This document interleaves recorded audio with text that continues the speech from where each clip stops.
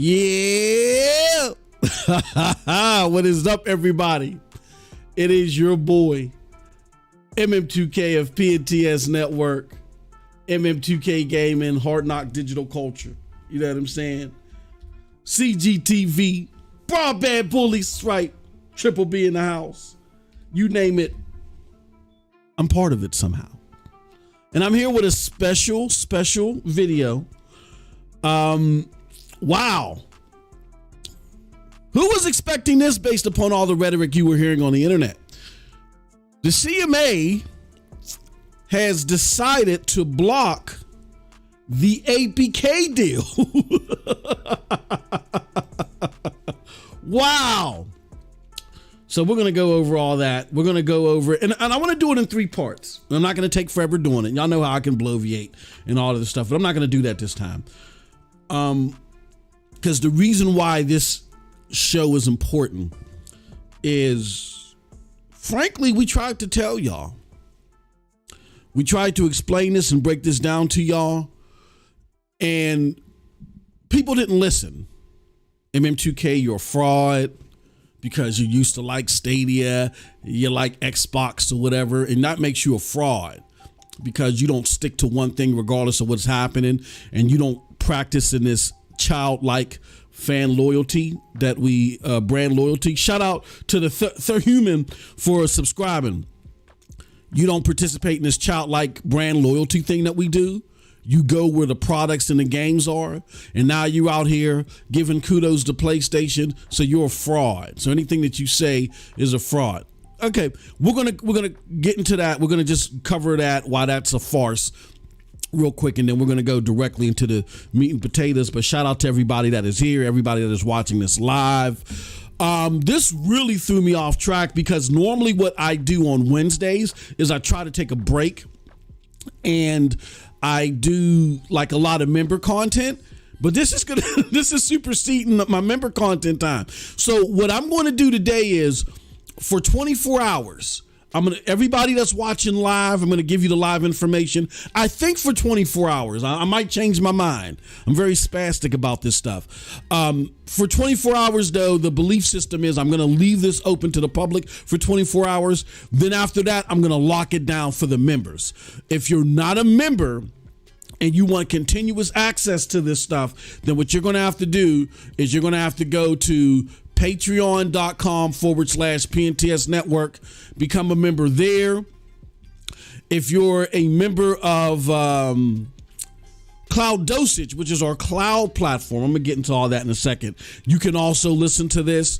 However, yeah, members will have continuous access to this, regardless if they catch the live showing or the VOD. I want to do one thing here, because I got all my links and stuff ready. I was trying to get ready as soon as possible once I heard this news, because I remember I went particularly to a DM that we go back and forth in and have a lot of fun talking about different things with the consoles. And I said, am I reading this right? I'm like, hold on. Am I reading this right? And I said that because you had a lot of people out there that through wishful thinking was talking in absolutist forms. And so I was saying the stuff that we knew was likely to happen that ended up happening today based on certain situations. I was like, well, you know what? I'm open-minded. Maybe, because anything can happen.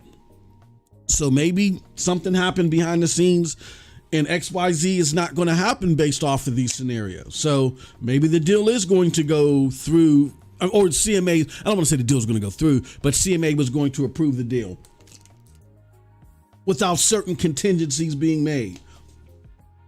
And I want this show, and I'm going to get right into everything. I want the show to be the antithesis and really the hopefully the dialogue maker of why this unwavering brand loyalty is dangerous to the knowledge base of gamers. Here's the thing, y'all. None of these companies, none of them are our friends. They're all out to take our money. It is our job as consumers to hold their feet to the fire, because you are simply grass for the livestock. The livestock is actually the investors. Once these companies go public, once they're on the stock market, You are not the tell-all, end-all. You are just an ends to a mean. You're just a callus to what they really want. Again, you're just a grass to the livestock. What does that mean?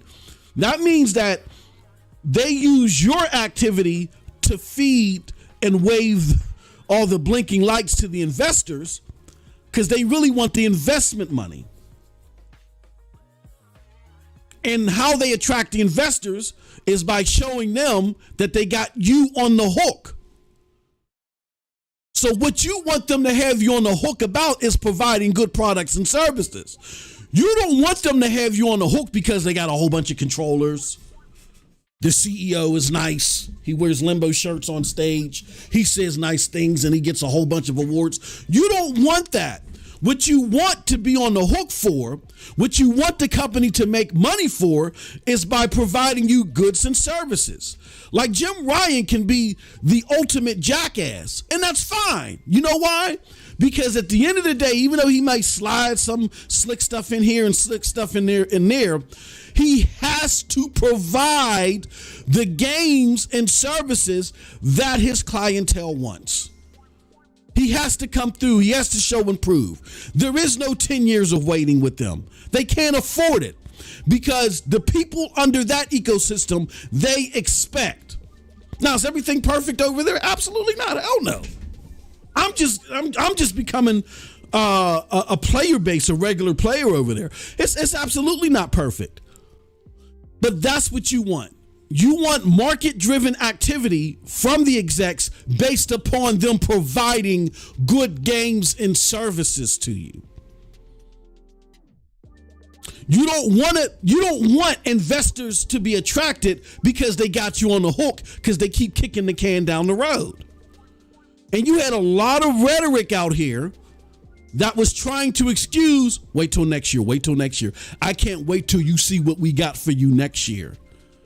And lines like that, and wait till Starfield comes out, and wait till this, and the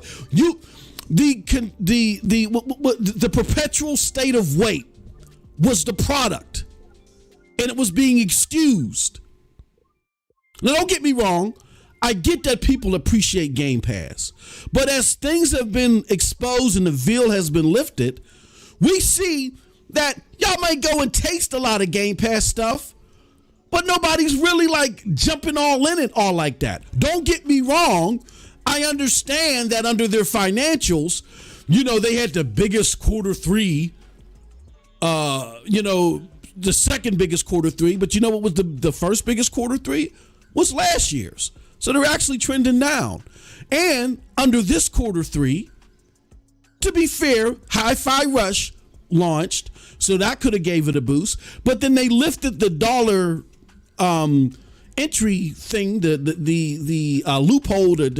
I guess it's an allowed loophole. They lifted that loophole, and they launched in 40 countries. So I look at that and say, hold on, year over year, you still went down? I mean, again, I'm not doubting that Microsoft is making money. I've always said that Microsoft is killing it financially based off of what they're actually providing. But that's a problem.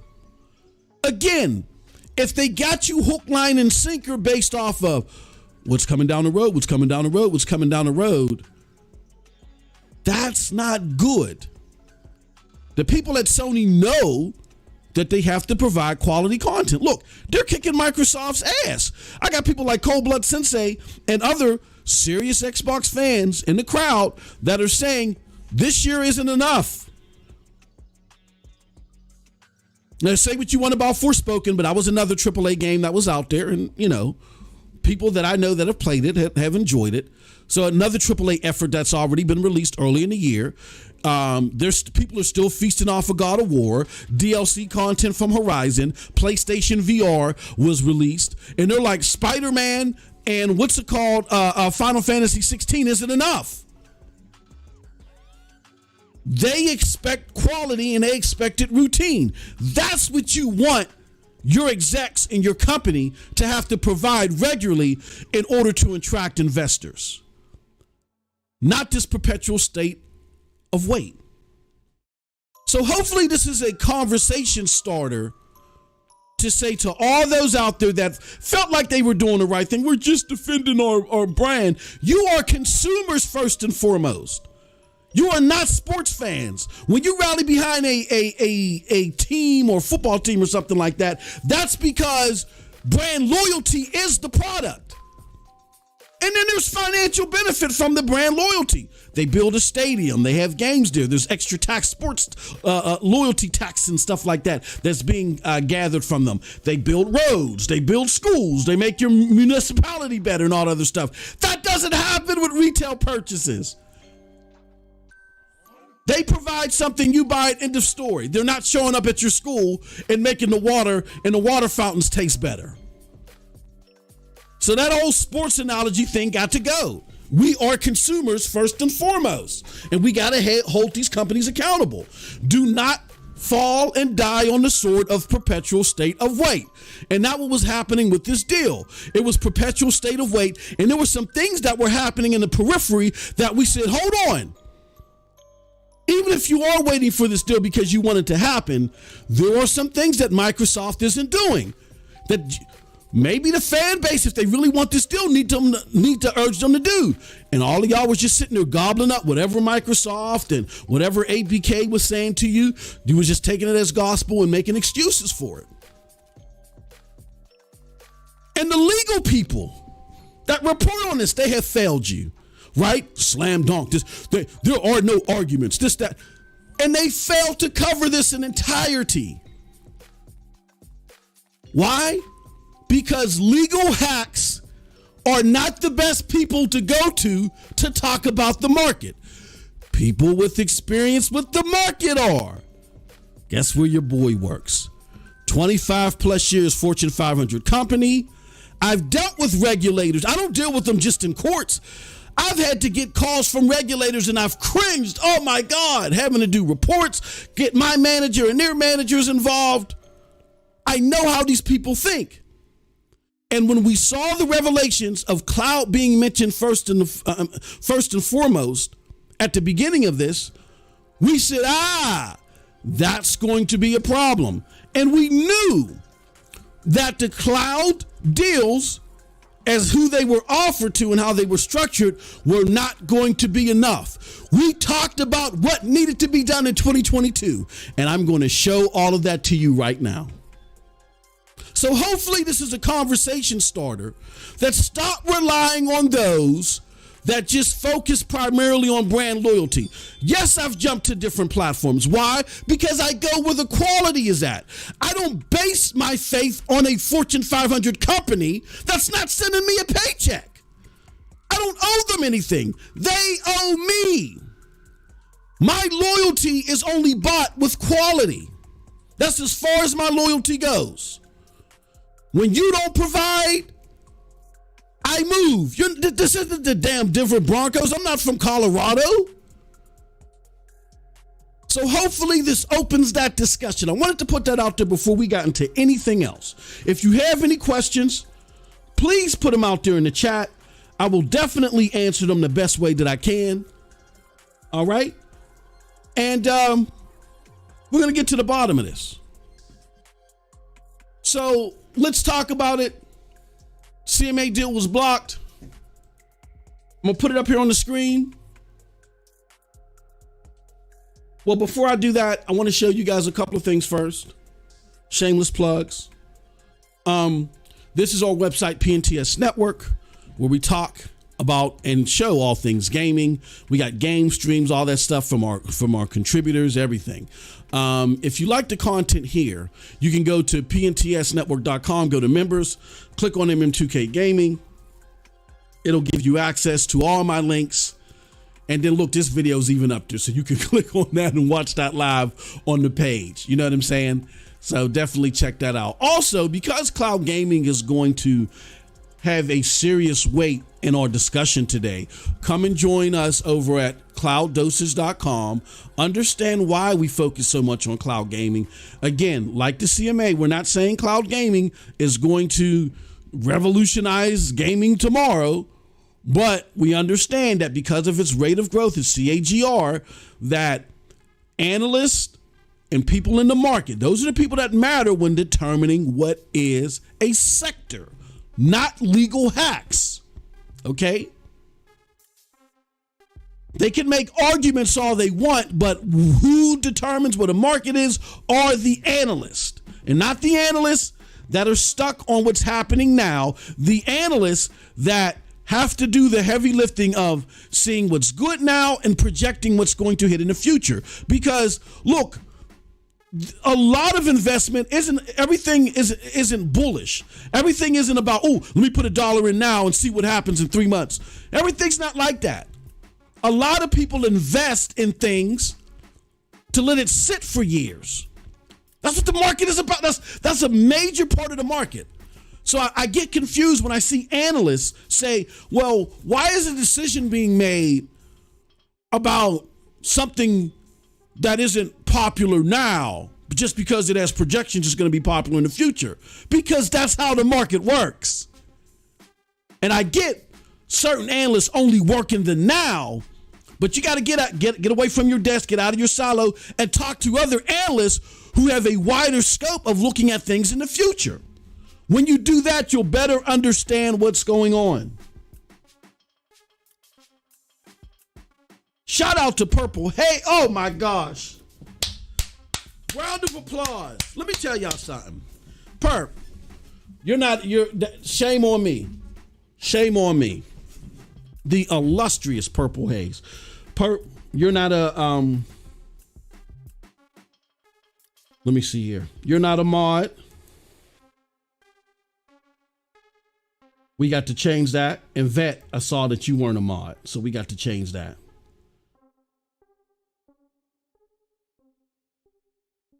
Perp, I need you to drop a link to your channel here. And if you want more on cloud gaming as well, my brother Vet's going to do the same thing as well. And understand if you want to get better, this is what I was telling y'all.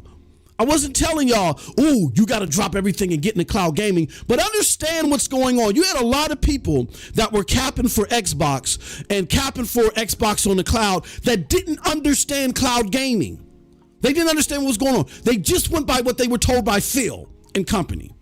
I, on the other hand, because I was so enamored by cloud gaming, I pushed all my mainstream content to the side so I can go and learn about cloud gaming. I learned from some of the smartest, technologically infused people in the game today. The smartest people on the planet. I went and learned from them. Purple Haze is one of them. Now, I met Purple Haze in the latter end of my stint in the cloud, doing cloud coverage, but it's better late than never. You know what I'm saying? Purple Haze is one of them. Check out her content. She's the very first. She did it before me. She predicted a lot of this stuff even before me. And as far as some of the things that one cloud company was going to do in the future as far as their cloud hopes, she nailed that before I did. So you definitely want to check out Purple Haze. This is a growing base. It's gradually growing, but it's a growing base. And you have to, if you're going to talk about this stuff in an absolutist way, you got to know the people that are in the know. I'm sorry. Yes. Like Purple Haze said, Hogue Law and Destin. And I'm not taking anything from Hogue Law's legal aspects on this, but he's not a market analyst. And as I explained to somebody else in the DM, you can't go to these legal hacks for market analyst know-how. And please, and I'm going to say this right here, please don't go to Michael Pachter. Michael Pachter's just a cartoon character. He just wants clicks, people to come to his parties, have his wingdings at E3. Now there ain't no E3 hardly anymore. I don't know what he's going to do. But Michael Pachter, the persona, is just a cartoon character. If you go and just simply Google cloud gaming CAGR, you'll see all of the financial analysts that are talking about it. that are talking about it being the future, that are putting their hopes in it. Now, whether that pans out or not, that's a whole nother podcast. But that's what the analysts believe. They're looking at this rate of growth and they're laser focused on it. Those are the people that determine the markets. And yes, they do it years ahead because the CMA does not want to be on the wrong side of history and be the ones that are noticed, given the keys and the keys only to Microsoft when it comes to cloud gaming. All right. Check out Purple Haze. Check us out over at Cloud Dosage. That's our cloud gaming. We got a separate cloud gaming thing. There is a community over there, a robust community. It's gradually growing, and they can educate you on this stuff. But don't be sitting there talking about cloud gaming going off of what Microsoft is telling you. They have an agenda, and don't go off of it based off of their rhetoric throwers, their conjecture people. These content creators that just bow down to everything Microsoft says. I would say things. I remember having a discussion with somebody about the cloud, and when the 10-year deals were being dollied out, the person said to me, well, that don't matter because they ain't gonna get Call of Duty. And I said, why ain't they gonna get Call of Duty? Someone at Microsoft told me that Call of Duty can't be done in the cloud. What? Why? Like, cloud gaming has been around in this phase of it for about 3 years. What are you paying attention to? Why are you talking about this thing? Have you not seen Nividia Geforce now? I mean, and that's not to say that other cloud platforms couldn't do it. I mean, we already got Rainbow Six Siege and other Apex Legends. You got a whole bunch of other stuff on the cloud, right? But why can't? What is the reasoning behind it? And this is stuff that people truly believe. And this is somebody that was out there posting on Twitter every day about ABK this, ABK that, ABK this. When you're siloed in your information, stuff like this is going to smack you like a ton of bricks when it shouldn't.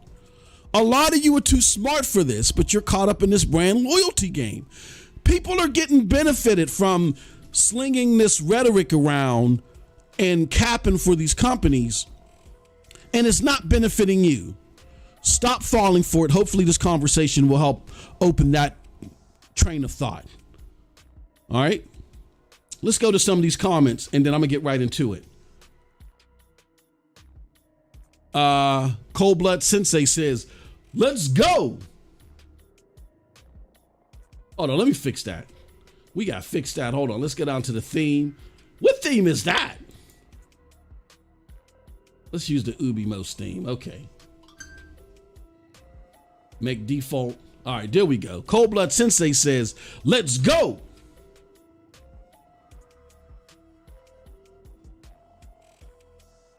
What's up, says Philip Sin? He says, bots already in emergency spaces. Philip says that I'm just laughing. Yo. Sean L says, damn. Yo, we got Vet in the house. Purple Haze is here for this. She says, I was so tired of Hogue Law and especially Destin. Yeah. Hacks. People, smart people, but are siloing their brain power and using it to caveat facts and information to suit what they like emotionally. Those are hacks. You want nothing to do with them. Look how they led you astray. Look how the fraud, the guy that doesn't know what he's talking about, the guy that won't play the console war game, right? Look how he was right and they were wrong. There's a reason for that. We're about to break it down. He said, but to be fair, Hogue Law did start backtracking slightly on his stance. And that's fine. Again, I'm not taking anything from Hogue Law, but My problem with the legal representation, quote unquote, that was talking about this, and me and you've talked about this, Purple Haze, on your show. You actually smacked me in the face with it. Pow, pow, pow. Me and Purple Haze had a spirited debate about something. Great conversation. That's why I said I got to check out her channel. She's in the know. But we were having a spirited debate. I have a legal friend. I brought up what my legal friend was telling me about something. She said, you know, these legal hacks, you know, you can't trust them. That's the lawyer's job. Is to make doo-doo seem like gold chips. And I said, yeah, you right. You right. You know what I'm saying? And my problem with the legal representation that was talking about this in favor of Microsoft is that they were trying to determine what a market was. The financial sector determines what a market is. That's like Purple Haze is making dinner. She's making herself something to eat. She's like, oh, this is dinner. I happen to knock on the door because I want to borrow a cup of sugar. And I say, hey, Haze, let me get a cup of sugar. And I look and she's, eating something. And she's like, oh, I'm just sitting there eating dinner. And I look at her plate and I say, no, that's not dinner. That's brunch. Huh? That's stuff that you eat for brunch. Huh? What are you talking about? It's 8 p.m. It's my dinner time. I'm eating this for dinner. Now, then, as far as I'm concerned, this is brunch. Who the hell am I to come to Purple's house and tell her what's quote unquote appropriate for dinner? So again, when this quote unquote legal representation, and in a lot of cases hacks, try to come to you and try to dictate what's a market, they're out of pocket. As proven here, CMA saw right through it. We tried to tell you here. There goes Purple Haze. There goes her channel. Again, I get a lot of you ain't into cloud gaming right now, which you should try it out and just see if it'll fit into your portfolio. Maybe it won't.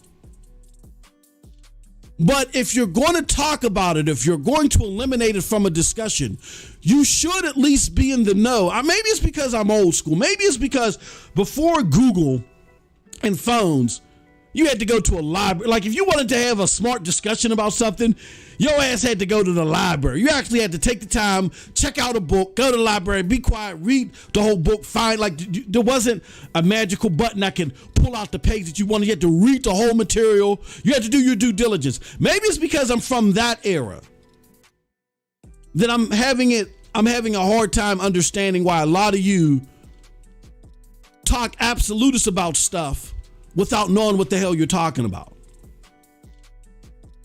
And you ain't got to do what we had to do back in the library, kids. You ain't got to do what we doing. There are smart people in the know that are talking about this stuff properly and correctly, and they have no agenda. There is no bias in them delivering you the facts. They may have an emotional bias to something, but they know how to separate it from the facts. Purple is part of that group. My brother Vet does a lot of conversation on cloud gaming, does a lot of streams. He's connected within the community. Check out my brother Vet's content. Y'all can't talk about something absolutely that you don't understand. And I've been trying to tell y'all this for a few years, and y'all thought it was just about me capping for cloud gaming and trying to propel it over mainstream gaming. I've never done that. I've told people. I even had to bring some of my Triple B brethren on the show one day to calm cloud gamers down and tell them, look, man, it's still early. The mainstream ain't checking for Stadia right now. Just relax. Just be happy the Cyberpunk came out, and it moved some numbers or whatever. Like the mainstream, it's not, they're not there mentally yet. We just got to continue to support it and it'll gradually go. I had to bring people on the show from the mainstream to do that. So it was never about capping like this was on a commercial level better. But again, we saw the potential in cloud gaming. We understood the CAGR, the growth, and we were able to see how it was projected to be in the market years in a row once it hit maturation. And to better understand that, again, you got to talk to the people in the know. And I hate to say it, the analysts and the legal people that you know right now that you're listening to, they're not in the know. How do I know? Because they were wrong about this. They were wrong. What else do I got to tell you? JDI, laugh out loud. He says, Michael Pachter is the only source we need to decide what will definitely. I hear he got great wingdings at his party. He says, oh, yeah, 100%. You know how I feel about lawyers. Exactly, Perp. Perp was like, pop, pop, pop, pop. She's like, MM2K, don't come here with that trash.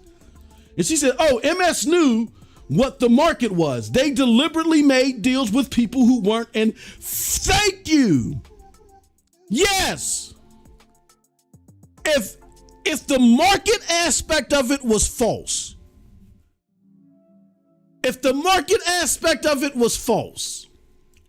why would you go making deals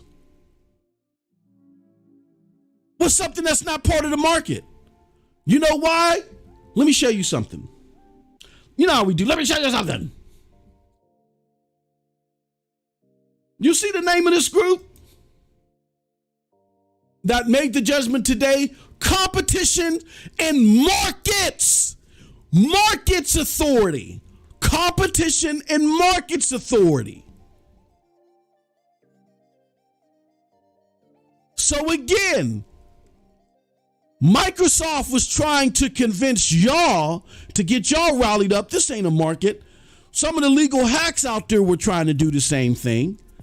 However, the CMA, the Competition and Markets Authority, know where the market is going with cloud gaming. And it is a market because all of the analysts that look at what's happening now and in the future, look at the CAGR, the rapid growth that is being set there, and see it as a viable market. It's just a small one now. And this isn't new. When they were trying to bust up Microsoft years ago, I remember when I was in college, I had to write a paper. I've talked about this 1,000 times. Not going to go over the whole story. That was the seriousness of that discussion then. How it's going to affect the market in the future. Big or small. Right? There was a lot of stuff happening on the internet. Microsoft was gobbling up all these little internet places, Netscape and all this other stuff. And it was like, well, everybody doesn't have internet in the home right now.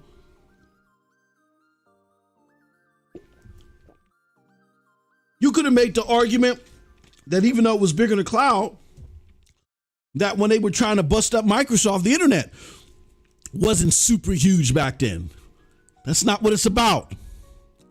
So the CMA, it's in the name. The Competition and Markets Authority is going to look at what the market determines. Here's a market, and they're going off of that.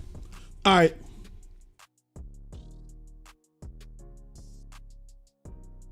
Purple Haze says you told them you did, and I did. Right in conjecture, in conjunction with you, Perp.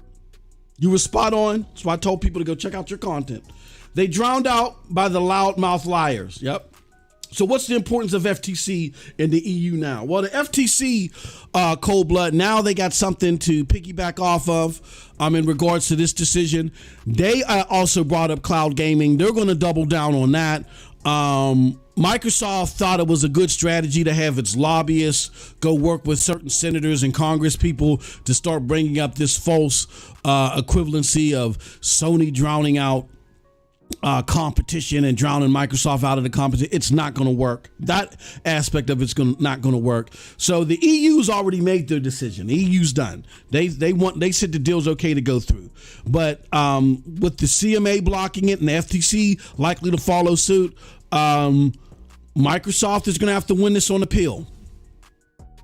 And I'm not saying that they ain't going to win. I'm just saying that this is not the slam dunk, and the FTC isn't a bunch of dummies that don't know what they're doing. The CMA isn't, they're not wrapping it up in Microsoft's favor. Everything that you were told that you were told, which was wrong, is, not happening. So that's what's going on. All right, let's get into our notes. CMA blocked the deal over cloud gaming. Let's look at the decision. It says Microsoft solutions had significant shortcomings and would require regulatory oversight by CMA.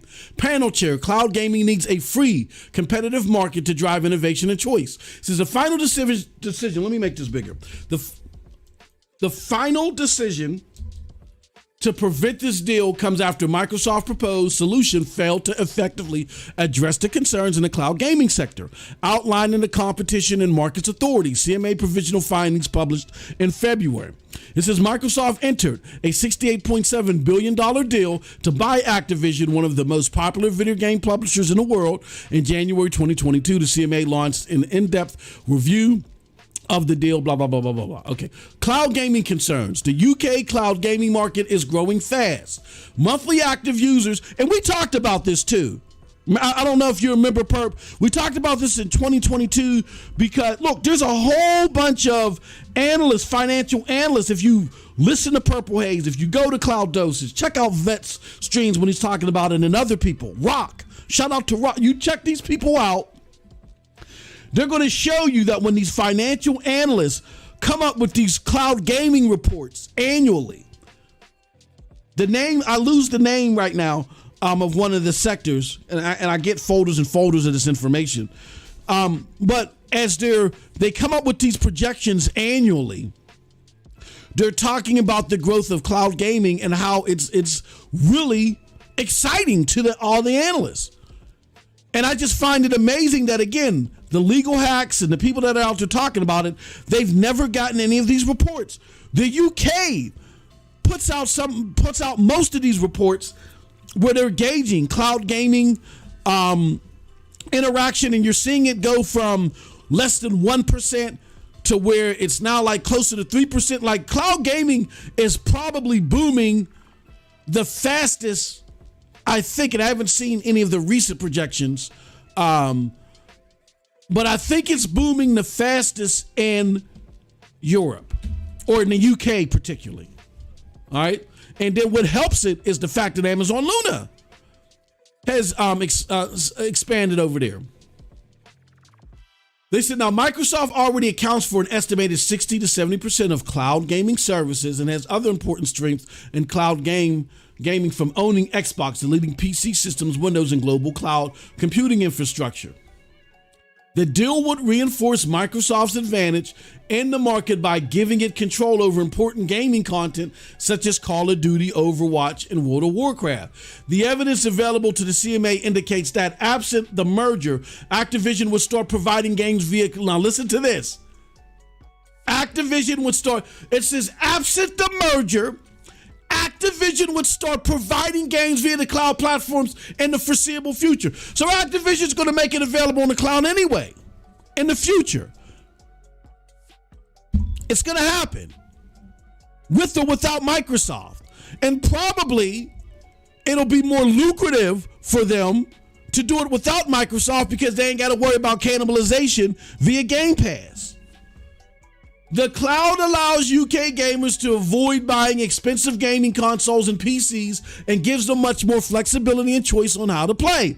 Allowing Microsoft to take a strong position in the cloud gaming market just as it begins to grow rapidly would risk undermining the innovation that is crucial to the development of these opportunities. Again, this sounds alien to a lot of you. It's not a market, it's not growing yet. But you were missing out on crucial information that I was sharing, people like Purple Haze was sharing, Rock was sharing, Vet was sharing. We've been sharing this information for years. And because you decided to silo your intake of information and listen to caveated rhetoric, you missed why CMA came to this. This is not news to us. We've been reading these reports for years. But you were stuck listening to console warriors instead of people that were giving you unbiased and partial facts. That's how you missed all this. The reports were there. We talked about them all the time. The remedy. Microsoft submitted a proposal to address some of these concerns, which the CMA examined in considerable depth. The proposal remedy set out requirements governing what games must be offered by Microsoft to what platforms and on what conditions over a 10-year period. Such remedies are described as behavioral because they seek to regulate the behavior of business involved in merger, requiring them to behave in a way which may be contrary to their commercial incentives. This, therefore takes the form of a type of ongoing regulation of the sector, replacing market forces in a growing and dynamic market with mandated regulatory options, ultimately overseen and enforced by the CMA in the case at a global level. Microsoft's proposal contained a number of shortcomings connected with the growing and fast-moving nature of cloud gaming services. It did not sufficiently cover different cloud gaming service businesses models, including multi-game subscription services. Who does that sound like? Who does that sound like? Anybody? Can anybody get it first? Now, my mainstream people, you may want to sit back and let my cloud gaming people in here tell you who it is. Who does that sound like? You saw a lot of deals, a lot of these people you never heard of. Who does it sound like that didn't get covered, that made what Xbox was doing with these 10-year deals insufficient? Who does it sound like? Can anybody get it?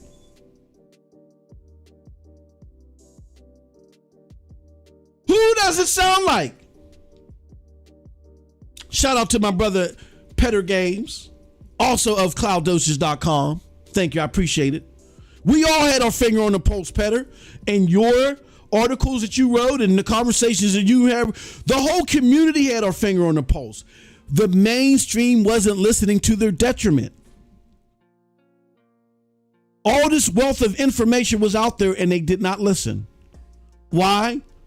Because they were too stuck into these silos and listening to these same idiotic thoughts on cloud gaming significance and all this. And we tried to tell them. But shout out to Petter.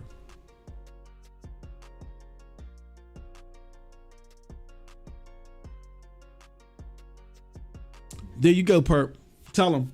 If anyone who likes Stadia doesn't believe the Bethesda deal and the Activision deal weren't direct blows to Stadia, Google, you missed it. Hey, Perp, I gave you your flyers. I need you to stay out of my notes. You predicted my notes in advance. No,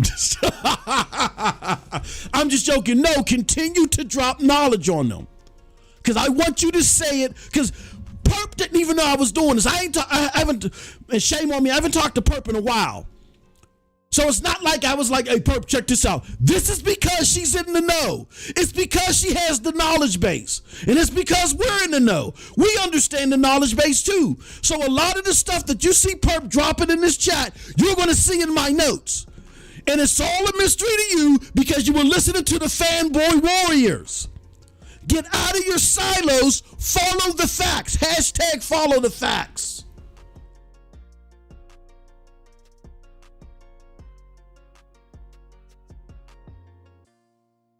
Matter of fact, that's going to be the new movement.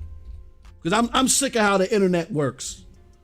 Oh, I wrote that like I was I wrote that like I was a serial killer. Hold on, let me fix that. Oh man, we got to get rid of that one. Oh shoot, follow the facts. I didn't realize my caps lock was on. Oh man, yeah, well, let's get rid of that one. Woo! Oh man, I'm gonna scare the children. Remove that one. We're gonna pin this one. Hashtag follow the facts. That's the new movement. Follow the facts. It did not. Did anybody guess? Follow the. He says Purple Haze split. I'm gonna read your comment in a minute, Purple Haze.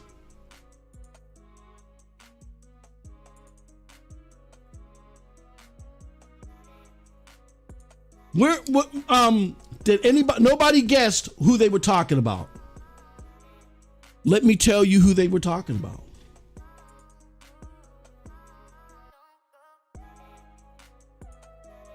Let me tell you who they were talking about when they said did not sufficiently cover different cloud gaming services. They're talking about Amazon Luna. They're talking about Amazon Luna. What do I mean? Here's why it happened, y'all. Simply put. Phil Spencer openly admitted. Now, all of y'all mainstream people should know this. Phil Spencer openly admitted that he couldn't sleep at night because he didn't trust Amazon Luna, Google Stadia, and he didn't trust Facebook getting into gaming, even though they were going to partner with Facebook when they closed down Mixer. Ain't that something? Ain't that about a blip?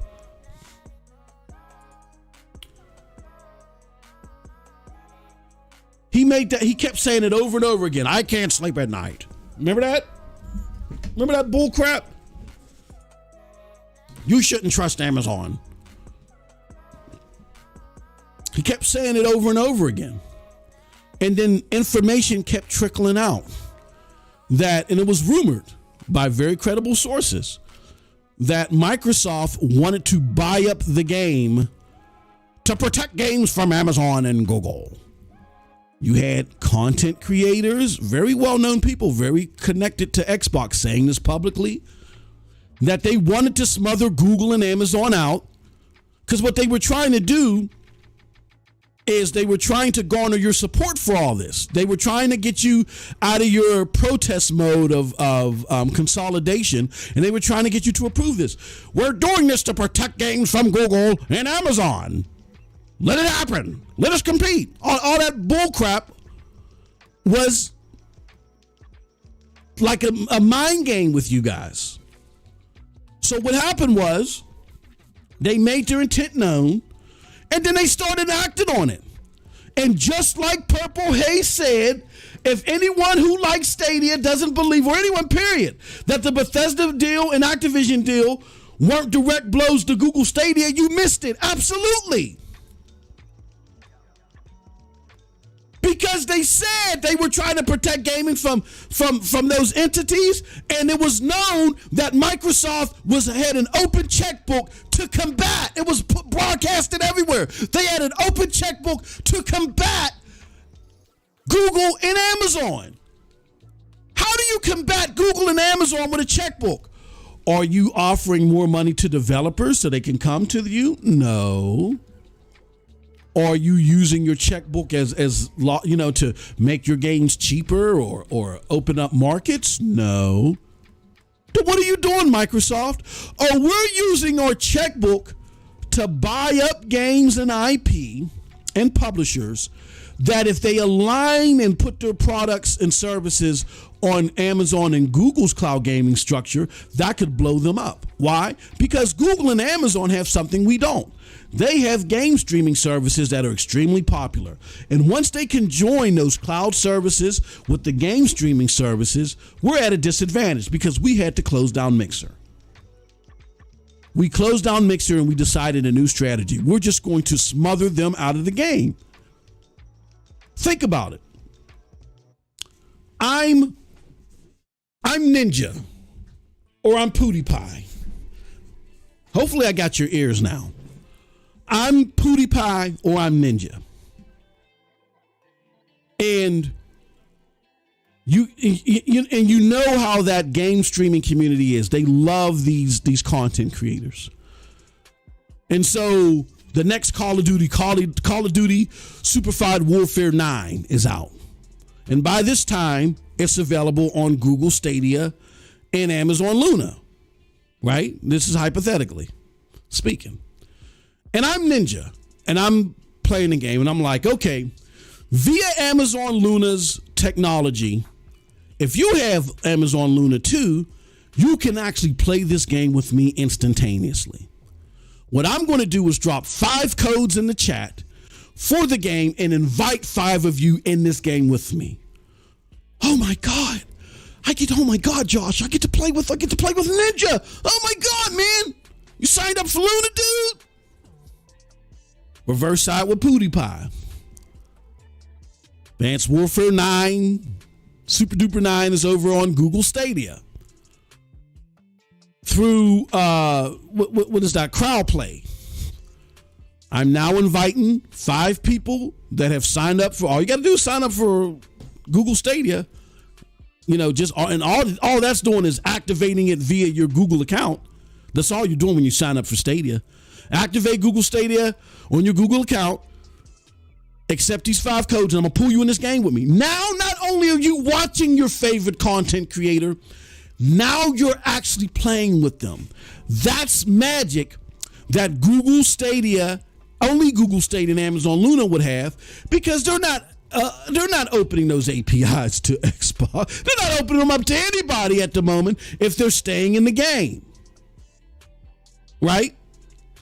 And Xbox knows this. We were talking about this years ago. Again, Purple Haze, Vet, Rock, other people, Cloud Dosage, Squids Gaming. I can name off a whole bunch of people. Lo-Fi Monk, Ray, shout out to Ray.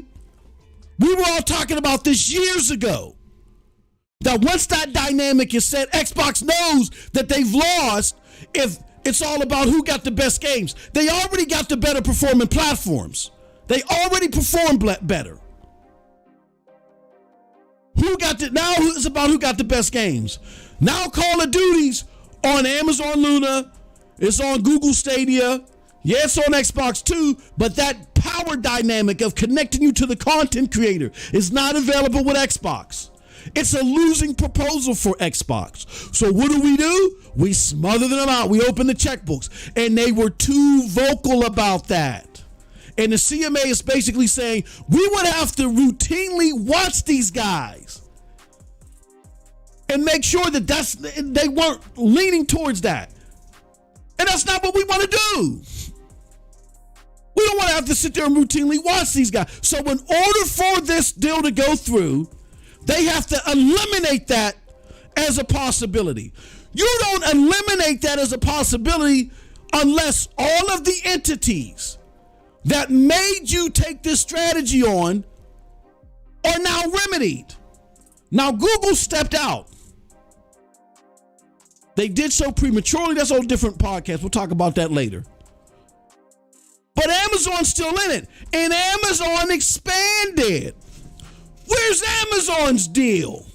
You didn't say that you couldn't sleep at night because of Nividia Geforce Now. You didn't say that you couldn't sleep at night because of Boosteroid. You didn't say that you couldn't sleep at night to Ubiquitous. Hey, Purple, I know I butchered that. You said you couldn't sleep at night because of Amazon Luna and Google. And neither one of them got a deal. And one, your first purchase of Bethesda made them realize, hold on, we got to take a step back here. And they end up closing down SG&E. That's anti-competitive at its heart. And the CMA read past all the BS. Microsoft tried to stick potpourri around a pile of dog-ish, and the CMA smelled right past it. Oh, we're going to give a deal to this one. We're going to give a deal to that one. We're going to give a deal to this one. We struck a 10-year deal with Dreamcast guy. He can play Call of Duty for 10 years. They smelled right past the BS. Let's continue on. It was not sufficiently open to providers who might wish to offer versions of games on PC operating systems in Windows, other than Windows. It would standardize the terms and conditions on which games are available, as opposed to them being determined by the dynamism and the creativity of competition in the market, as would be expected in the absence of the merger. So in other words, I read this as, these are like the biggest games that could be the biggest jolt to cloud gaming. Instead of letting the market determine where these would be the best played, you're now automatically taking that and taking the bull by the horns and just taking it upon yourself and then empowering your cloud service. Yeah, you got 10-year deals, but the cloud gaming market is not going to be at its apex within those 10-year deals. It'll be in its apex when the deal is over.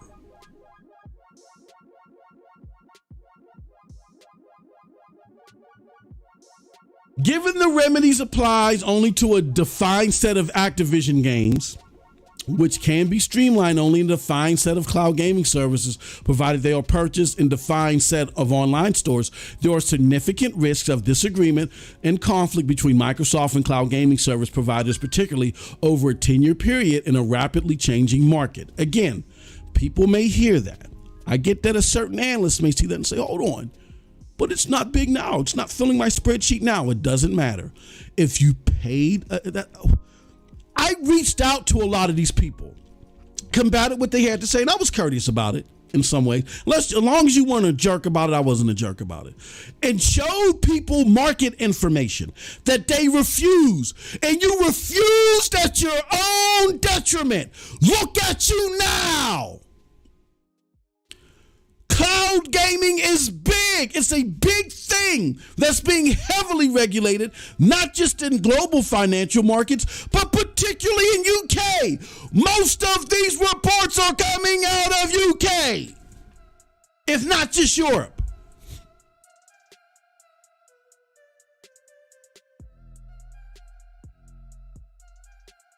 There's a lot in here to unpack in here, but I just wanted to focus on the main thing, on why I've determined. And the very first thing that they spoke about, why this deal didn't go through. Again, did not sufficiently cover different cloud gaming services and was not sufficiently open to providers who might wish to offer different versions of games on PC operating systems and other Windows. Sounds like Amazon Luna. That's Amazon Luna in a nutshell.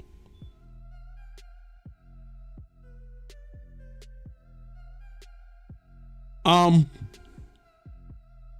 here goes some rebuts again. Cloud gaming isn't a market. The analysts confirm that. Not some legal hacks. The CAGR. Let's look at what's CAGR. Let's look that up. What is CAGR? Compound annual growth. Okay. So what is compound annual growth? Compound annual growth is a rate of return that would be required for an investment to grow from its beginning balance to its ending balance, assuming the profits were reinvested at the end of each period of the investment's lifespan. So this is a formula that's used to look at a certain sector or market based over long-term goals. Again, the market is based off of short-term activity and long-term activity. What is the name of this group that make this decision?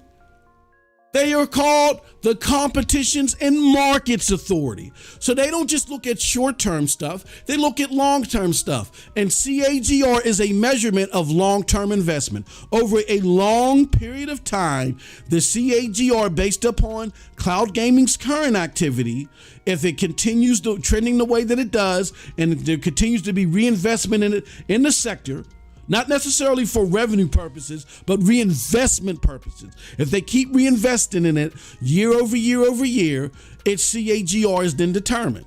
I think cloud gaming CAGR is like anywhere between 44% to 50%, which is extremely high. It's extremely high. It has analysts' mouth buds watering. And they are looking at this over the long term, and they're like, look, when this thing matures, this is going to be a big boom for the market. Now, again, a lot of it is predictive.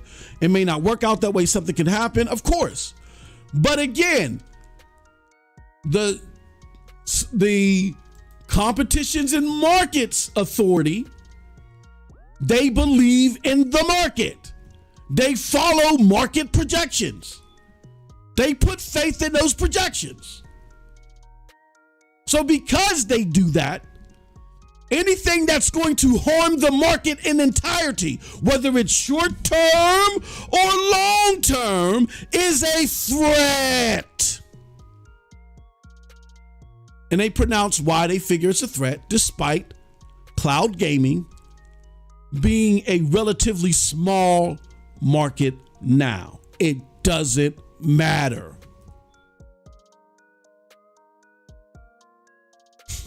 When you talk CAGR, you're not talking short term. You're not even, and a lot of times you're not even talking a couple of years. You're talking close to anywhere between 7 and 10 years, the shortest.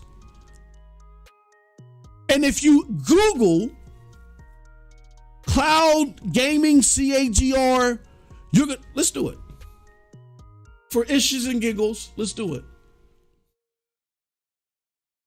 Cloud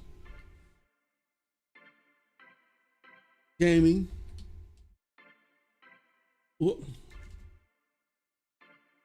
CAGR.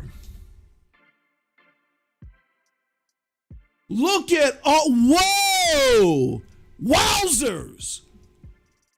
Look at all of these financial analyst groups that are out here that have reports. There's more. Oh my God. Oh my God. There's more. Look at all this. Oh my God. Oh my God. Dozens and dozens of them. This information's been out here for years.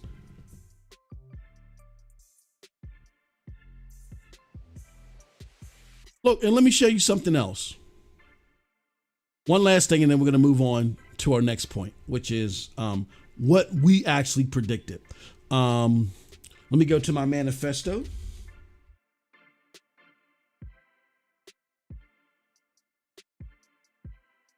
Let me see here. So much stuff here. Image, projections. Oh my God, just so many. Got so many market projections here that I've collected. Oh yeah, Newzoo. Newzoo was another one. But I ain't going to show y'all all that. Y'all ain't ready for all that. I just want to show y'all another one.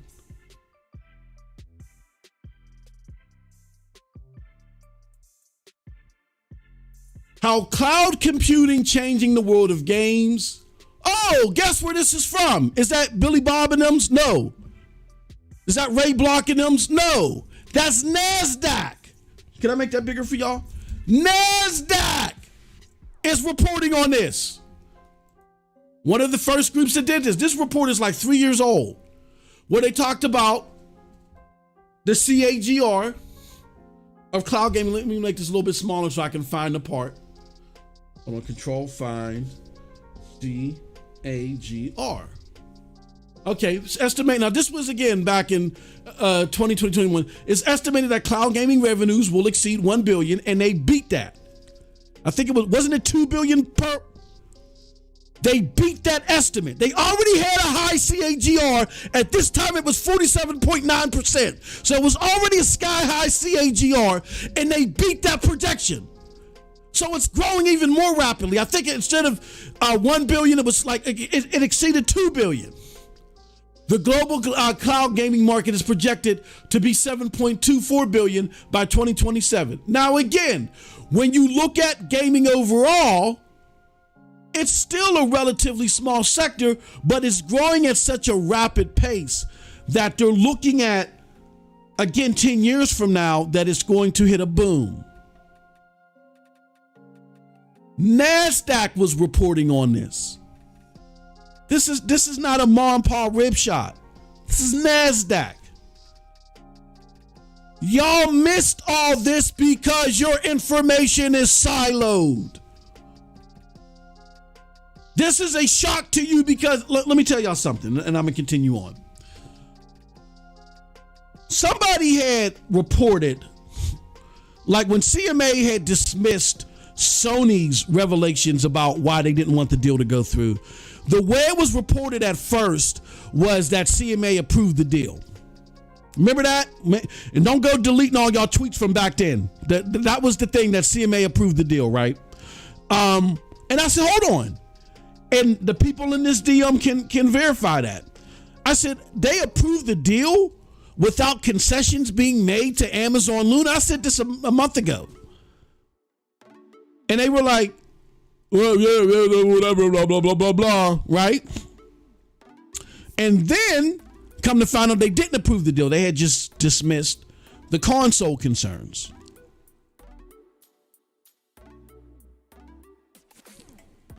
So we knew back then that Amazon Luna had to see a concession because that was driving the concern. The CMA ain't stupid. They ain't blind. They know how to do research. They found out what was at the root of Microsoft's big purchases. And like Perp told y'all, again, I repeat, you see it on the screen. Let me put it back up there again. If anyone who likes Stadia, or just if anyone believes that the Bethesda deal and Activision deal weren't direct blows to Stadia, Google, and Amazon Luna, you missed it. Let's continue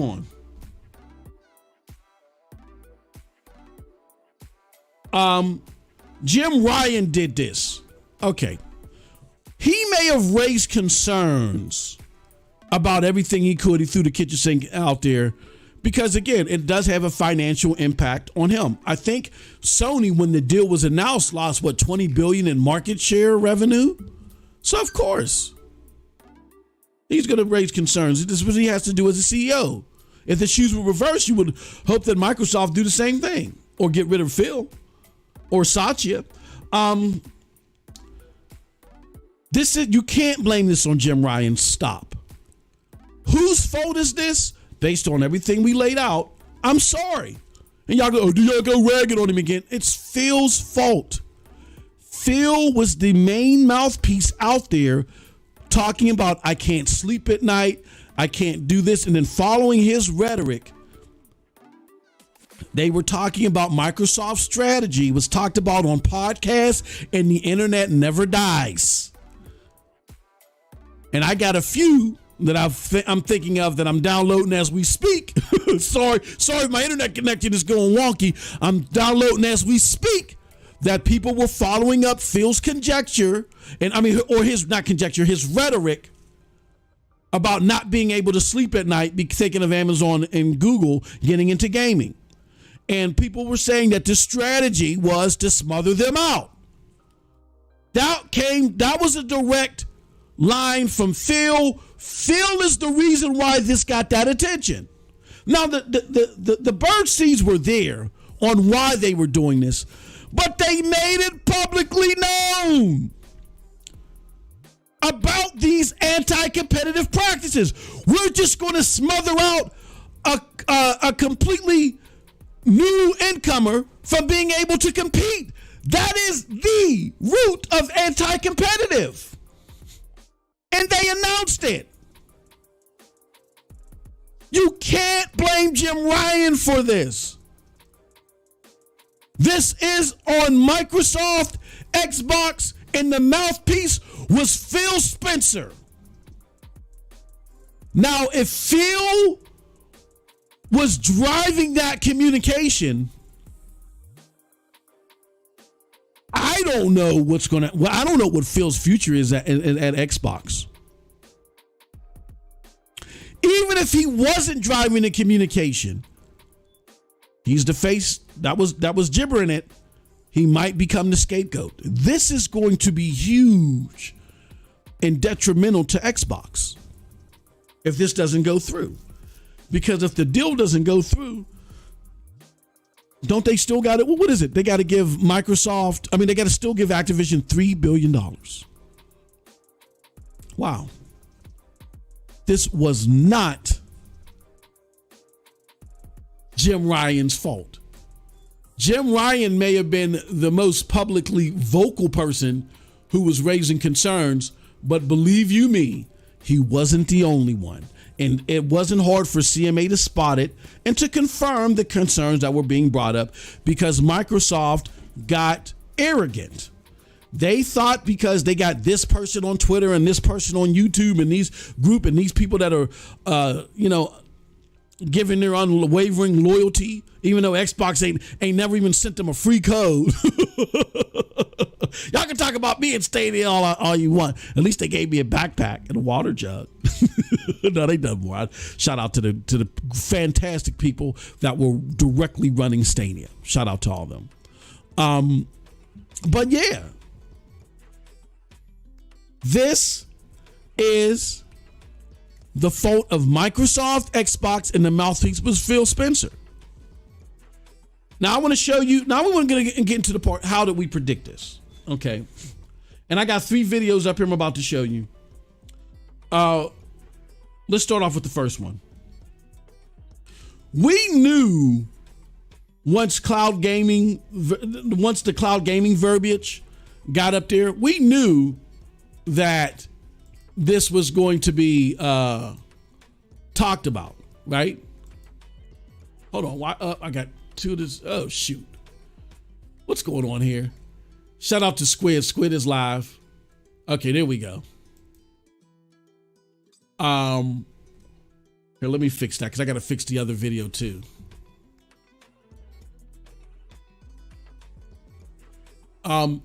We knew that Xbox had got themselves in somewhat of a fickle based off of, I got to fix this one too because this one, I got to find the video. Hold on. Oh, man. Okay, there we go. All right. Sorry about that, y'all. So, let's go to, I see some comments down here. Let me check it out. The very first comment is, hey, does this mean that Microsoft won't get Activision? I'm not saying it's over, but they are severely hamstrung. If I had to put a percentage out there, if I had to bet, I would say it's 70-30. Because now you got CMA that's saying that there are serious market risks over there in UK. That's a non-starter. And then you know you're going to have FTC continue up and finish, and just dust it off. They're going to have to win in appeals, and I don't know if they will. They're going to continue to fight. This is going to be ongoing, but it's best for you as a gamer to understand that where Microsoft is at now, it's going to be business as usual. Until you hear, if you hear Microsoft say, oh, we're going to appeal and we're going to do this. Okay, that's fine. Of course, they're going to do that. But I think it's a 70-30% chance, 30% that they'll succeed, 70% that the deal's going to get blocked. That's just my opinion. I'm not going to sit here and pretend to be a legal expert like you have some legal experts pretend to be analysts. I'm not going to do that.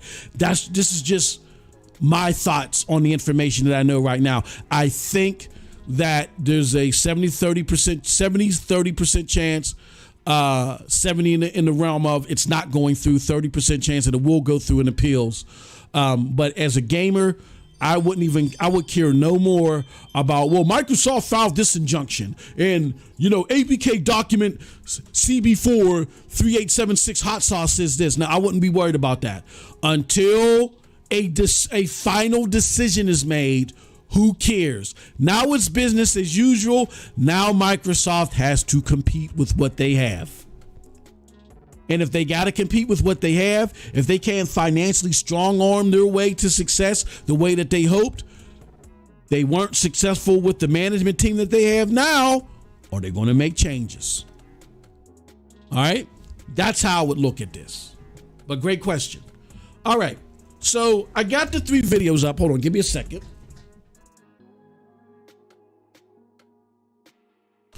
I got the videos up right now.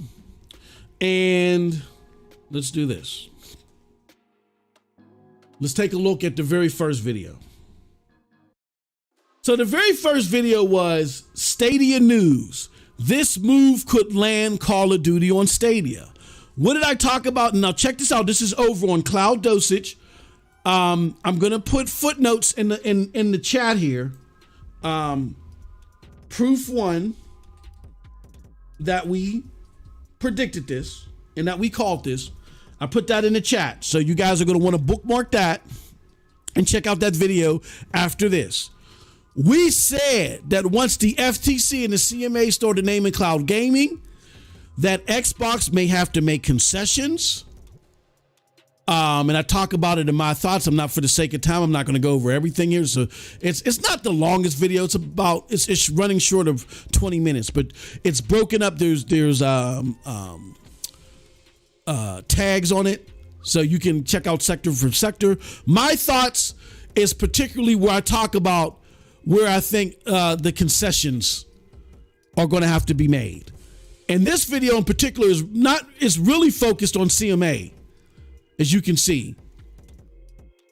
So my thoughts are where we talk about the concessions that would have to be made in order for CMA to be satisfied. We predicted that how long this video is 7 months old. Again, 2022 is when we talked about this.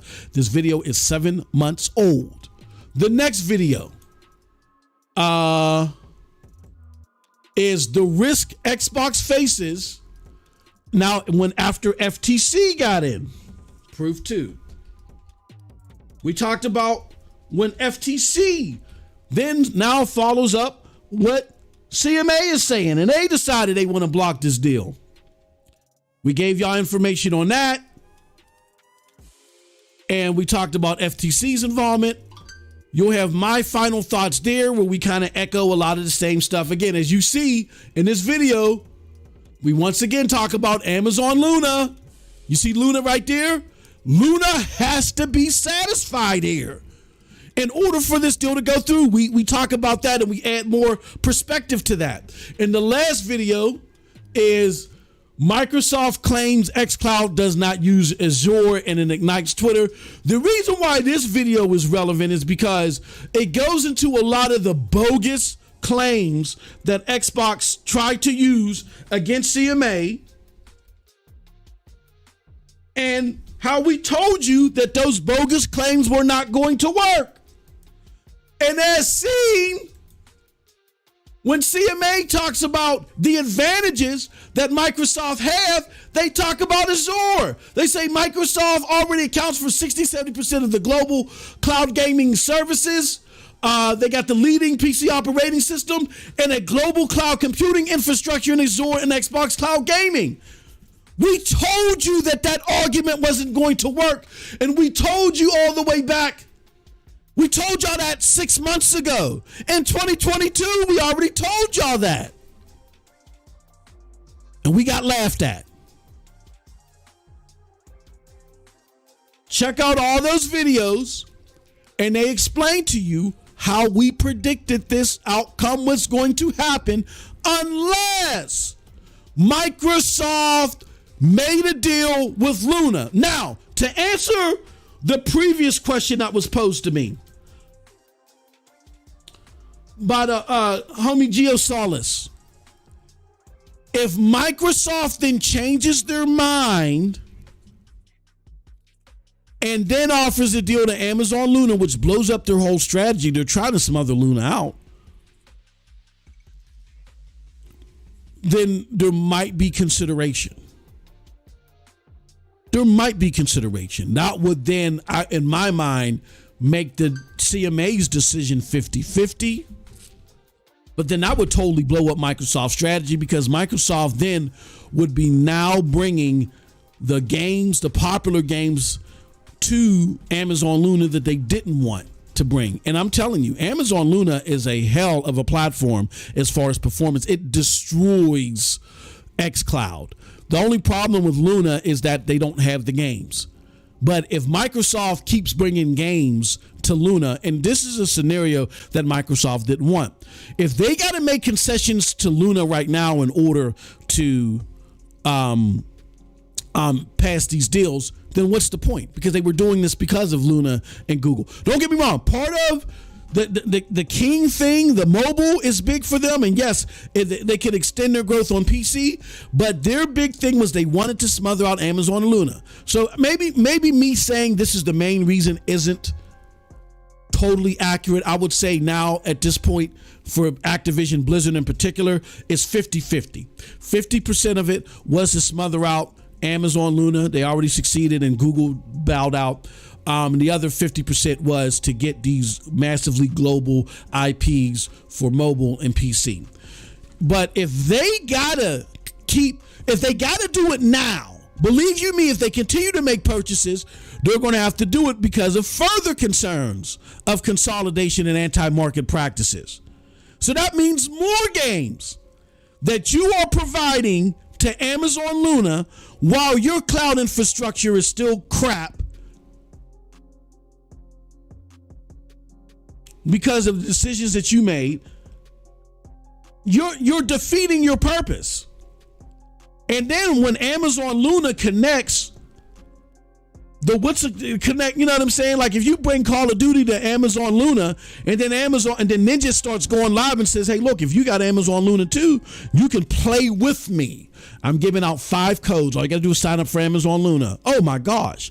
Now try taking that from Amazon Luna after 10 years.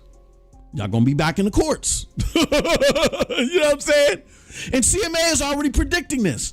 So they're like, with these contingency, these 10-year deals, these contingencies that you're offering, if these become competitively namesakes for these platforms and you yank them away after so many years, we're going to be back here again. We're here to watch and make sure this stuff doesn't happen at all. And there's no possibility of it. We're not here to sit there and babysit y'all. This is what it would require. This is what the CMA is saying. We would have to babysit your actions if we let this go through as is. So I'm saying it's 50-50 that they might reverse their decision, but it could go either way. They would have to do something that they really don't want to do based off of the reason why they started this in the first place. That's a better response. They started this in the first place to smother out Amazon Luna and Google. Now, I think when it came to Activision Blizzard, that just extenuated the plan. But then they looked at the mobile, the PC growth aspect, and they said, this is more than icing on the cake. There's a little bit more batter to add to the cake with some icing.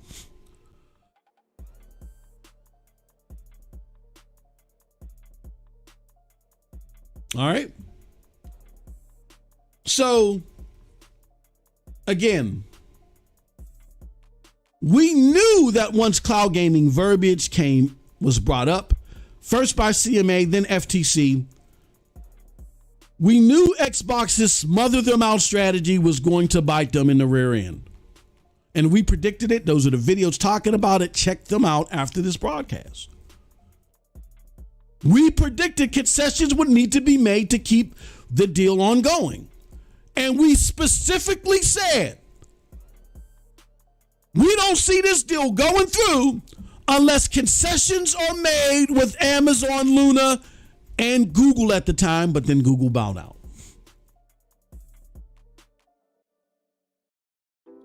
All right.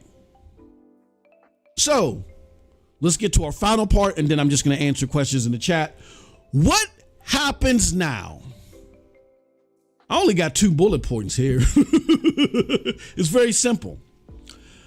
Xbox is going to appeal. They're going to continue to fight. It may be a moot point, though, unless they're willing to do something, unless they're willing to uproot their strategy and make concessions with Amazon Luna. I think it's more than coincidental that Amazon Luna decided to expand while all this is happening.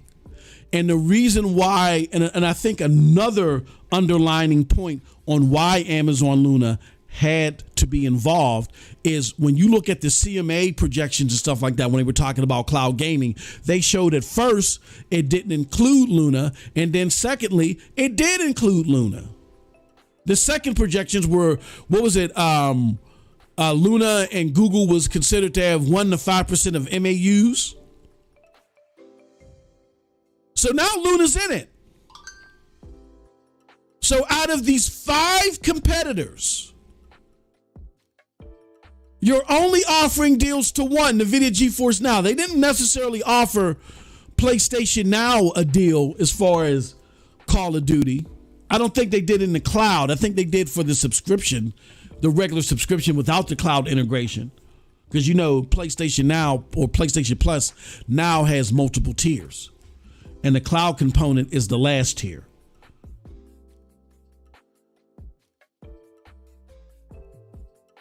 So out of the 5 companies, I think it was Xbox, Nividia Geforce Now, PlayStation, Google, and Amazon. Those were the 5 cloud companies that were considered the top 5 by CMA. Out of those 5, you only offer concessions in the cloud to one, Nividia Geforce Now. Huh? You bring in Boosteroid and Ubiquitous and Walmart, Verizon. You bring it up. No. Again, Microsoft took a bunch of dog poo, tried to wrap it in incense, and CMA smelled right through it. So they're going to continue to fight. My suggestion to you, though, as a gamer, stop listening to the court document filed injunction 385 ketchup sauce 2819. Who cares about that squat right now? You are a gamer. You're not a crap shot legal paralegal. You're not a gimmicky analyst. Michael Baxter. You're a gamer. You want games. You want services that you are paying for to reach your expectations. Worry about that now. I wouldn't worry about this. The second point and the biggest point to all this is that if this ultimately fails, if this gets blocked and then they get ruled out in an appeal, this is going to be a huge blow to Microsoft. The $3 billion that they got to give Activision Blizzard. Oh my God. And Phil's job is extremely at risk. I think either way. And as it should be. I'm not saying that apologetically. You guys got to separate yourself from the whole, but I like Phil thing. I said in a prior podcast, the root of a great leader is someone who can inspire others, has a game plan that satisfies its core, and can expand past its core while maintaining them. And most importantly, someone that has a vision that is fathomable, that is results based. Phil has executed on none of them. He has not maintained the Xbox base, the hardcore gamer. They've pretty much left him going to PlayStation. That's why PlayStation has been so dominant. Those people from the Xbox 360 era have seen what Phil has proposed. Just enjoy gaming in all of its ilks. And they have left, including moi. And if you guys follow my content on this channel from the very beginning, opposite of me, again, predicting that Phil was a problem, just something about this guy I couldn't trust. And again, I'm not the mighty Kreskin. I'm not Nostradamus. I'm MM2K. It's part of my job for what I do to see patterns, to analyze patterns. And I just saw a pattern with this guy that was going to be detrimental to Xbox. And look where we're at now. Look where we're at now. So he hasn't maintained his base and grown it. Xbox, again, we're going back to Xbox One levels as far as console saturation. And without this deal, you're going to see Game Pass stifle on PC soon as well. This was the deal that was going to spark that. That's in jeopardy. Now, let's go to the leader who makes the people around them better. Y'all done everything except blame Phil. Y'all blame Todd Howard, Aaron Greenberg, Matt Booty, hell, even Shannon Loftus, the people from what was it, Arcade Studios. You've blamed Jason Ronald. You've blamed everybody. Y'all went back and found out where Terry Myerson was at a food bank and started blaming him again. You blamed everybody, but the guy who's leading them, who's responsible for their execution. Think about that. Now this is time to reflect. Everybody is responsible except the guy who's responsible for overseeing them. Xbox was failing before under Phil Spencer, before Matt Booty came. before Todd Howard and his company was bought in there, before Jason Ronald was this big key figure, vocal figure publicly. They've been failing under Phil Spencer. His job should be in jeopardy. I brought that up somewhere and they said, oh my God, you're going there? Yes, of course. What the hell is wrong with y'all? This is a cult. This is not a gaming community. I'm not saying everybody that's an Xbox fan is a cult. I'm talking about the loudest mouthpieces out here that defend this guy to no end. He was the main mouthpiece out here that exposed the anti-consumerism that Xbox was exercising. If he's not to be held responsible if this all goes kaput, then Xbox will never succeed. And it's all your fault.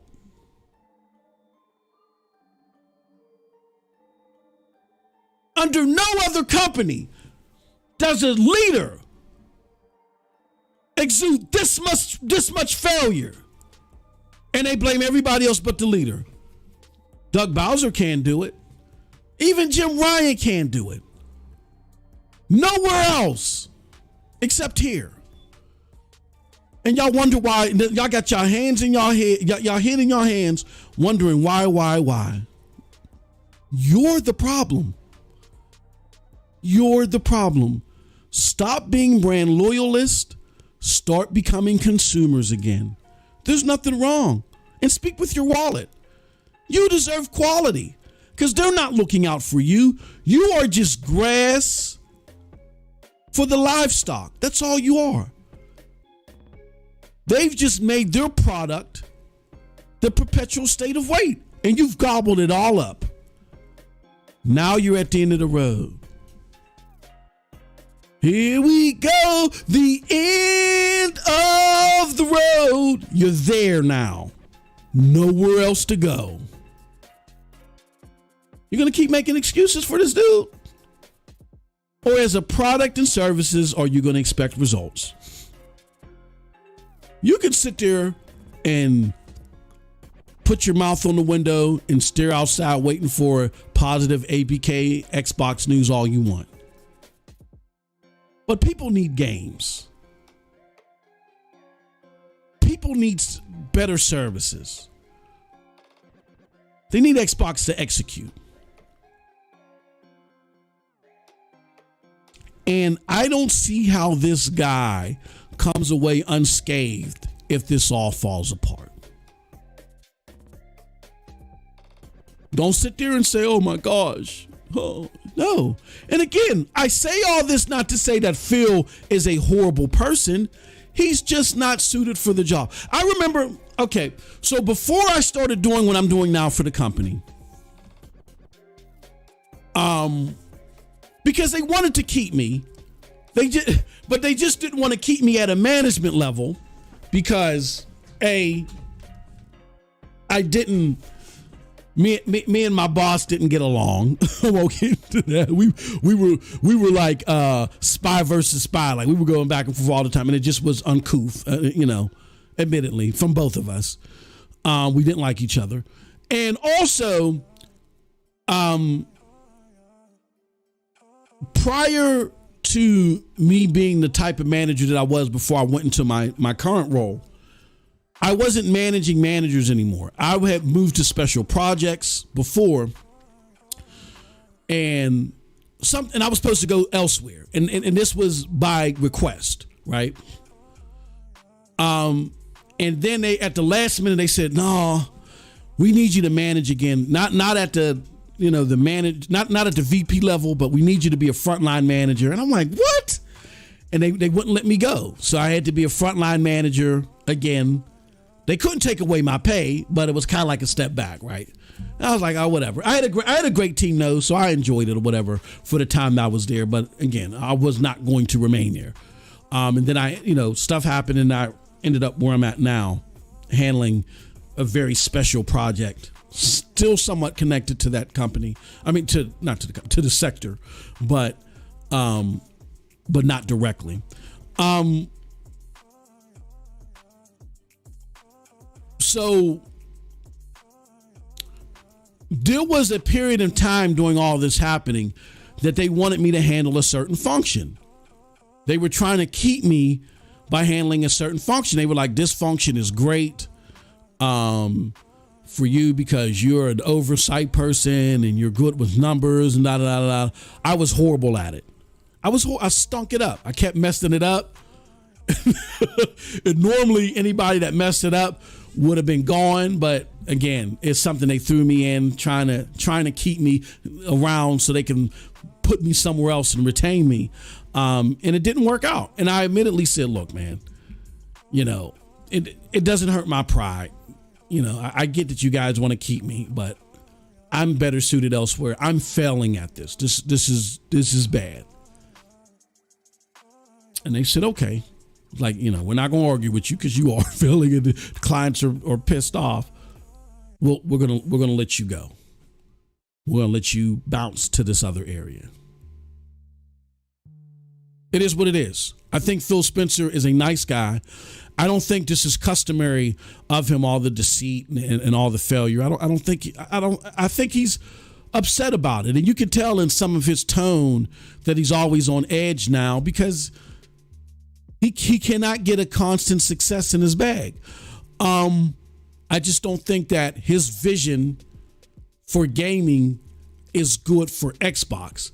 I think a perfect place for Phil Spencer outside of this role would be like an ESRA, an advocate for gaming. You know what I'm saying? I think he could go take the ESRA, turn them around, make E3 lively again because he has an overall exuberance about gaming. I think it's something like Phil Spencer would be great there.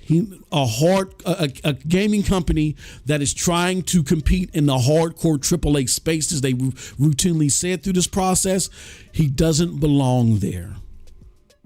He doesn't have the acumen to understand what good gaming is. Remember, he told us, oh, yeah, I was sitting there playing Crackdown 3 and it's coming along great. You guys I can't wait. Can't wait to show you what I show you next year. Everything that this guy promises us that we're going to get excited about falls flat. He is not good at this specific role. That is not to diminish all his years in the gaming industry and so forth. I think he'll be suited somewhere else, better suited somewhere else. That's the problem. They should have picked Mike Ybarra. Yeah, I went there. I'm just telling the truth. That's all we can do here. They should have picked Mike Ybarra. Mike Ybarra is a hardcore gaming dude. And he would have been able to coordinate with Satya Nadella, integrate the subscription model service that Satya wanted in all sectors of Microsoft. I think he would have done it effectively, and Microsoft would be a lot more competitive and just a better all-over product because of Mike Ybarra. Phil's just not that guy. His philosophy is not suited for Xbox. His job should be at risk if this doesn't go through. Again, nice guy, great guy. I understand why people like him and love him. He's not suited for this job. And you guys are going to have, after all this, you guys are going to have a long, well thought out, deep diving analysis of your thought process to this. And ask yourself, why is it, do I defend Phil no matter what? And why do I do that? Why do I feel this knee-jerk reaction to blame everybody else?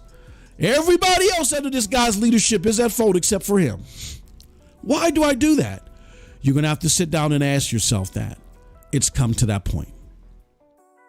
So that's it, y'all, for my breakdown of, again, CMA blocking the deal, what happened and why it happened, the rebuts that people had on, why this decision is bad, how we did call it. We showed you the proof. That definitely bookmark those videos, check them out later.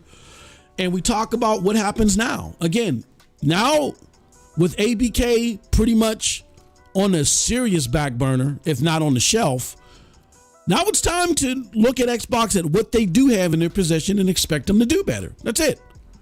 That's it. It's not a revolutionary thought. Now they got to produce. They got to produce and they got to do better. You know what I'm saying?